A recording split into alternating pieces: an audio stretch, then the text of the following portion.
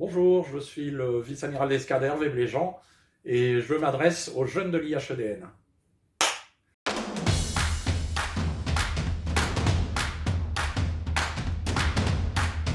Alors l'état-major de l'Union européenne, c'est la seule institution militaire au sein des institutions de l'Union européenne, établie à Bruxelles, et c'est le pourvoyeur de l'expertise militaire pour les institutions de l'Union européenne.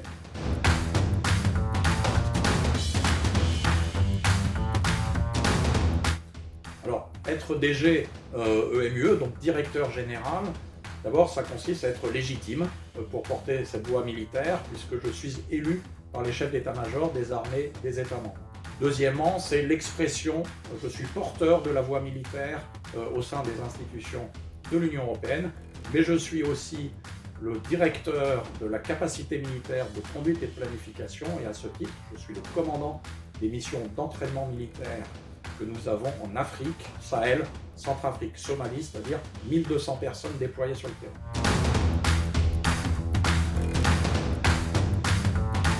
Le travail de 27 pays ensemble, c'est toujours compliqué parce que vous avez au sein des États membres des ADN complètement différents quand on adresse les questions de sécurité et de défense entre les États neutres, les États membres de l'OTAN, ceux qui ne le sont pas. Donc c'est la recherche permanente d'un consensus et d'une expertise militaire qui en général fait sens pour la plupart des chefs militaires des États membres de l'Union européenne.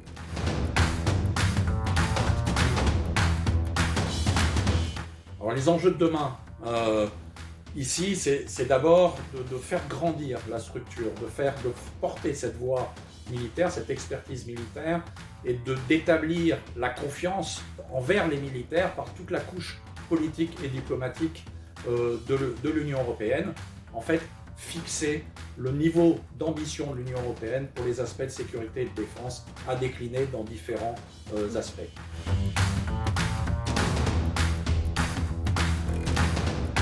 Alors, évidemment, l'UE entretient des relations avec l'OTAN et je suis un partenaire privilégié pour l'OTAN. Donc j'ai des contacts réguliers avec mon homologue de l'état-major international de l'OTAN. Nous essayons de décliner la feuille de route issue des différentes déclarations des sommets UE-OTAN et nous progressons dans ces domaines-là. Nous sommes dans le même camp, il n'y a aucun doute à avoir sur ce sujet. Alors, un film préféré, je vais peut-être vous surprendre, c'est Forrest Gump.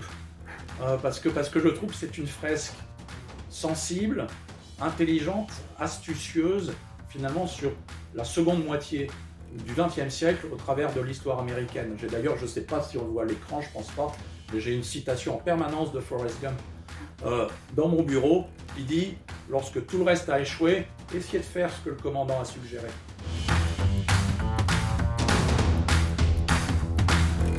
Peut-être un peu d'atavisme familial, mon père était militaire, était marin aussi, et puis le désir de servir correspondait à mon état d'esprit de jeune adulte.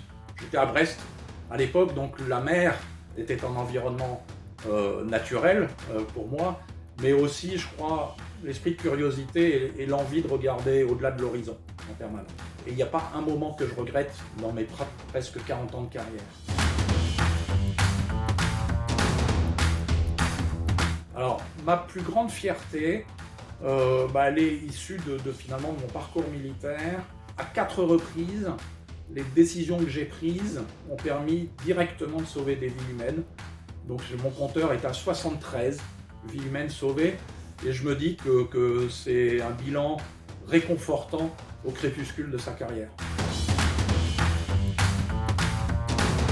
Ce que je peux dire pour les jeunes, d'abord, croyez en vous, soyez engagés, développez des projets, il n'y a pas de mauvais projets, il n'y a pas de mauvaise cause, il y a juste les façons de s'y engager.